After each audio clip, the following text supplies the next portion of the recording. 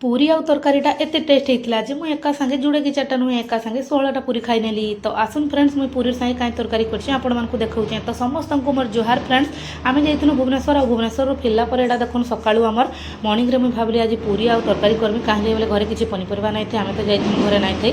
तो देखुन मुझे आज करिछे चना आ ग्रीन मटर थिला। तो ग्रीन मटर और आलू चना के तरकारी करि नैछे। केते सुंदर पूरा रेड कलर हेकि तरकारीटा केते सुंदर दिसुजे देखुन, आउ कलरफुल दिसुजे। तार संगे चटनी पत्तर पकाई देले आ नै कहून केते बढ़िया लागसी। चटनी पत्तर टे पकईदे तार बासना ही खाईदेवी बोलबे।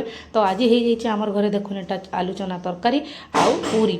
तो पूरी मुई बनईचे पूरा पूरी देखुन केते छुटिया छुटिया सेप देकरी इटा मुई करिचे। आमर पूरी बेला बेलके ग्लास बाटे कर दीचे कहीं लगे बोले एमती तो हाथे बेले हेते सेप ना आसे। तो मुई ग्लास बाटे सबके काटी नहींचे। तो से लगी हेते सेप आसीजे। तो इटा मुई मोर लगे खाइबार लगे देखुन 8 पट पूरी बारी आनली। इटा तो 8 पट काना 10 पट खाली भी जना नहीं पड़े। तो एंता खान खान मुई 16 पट पूरी खाई नेली आज फ्रेंड।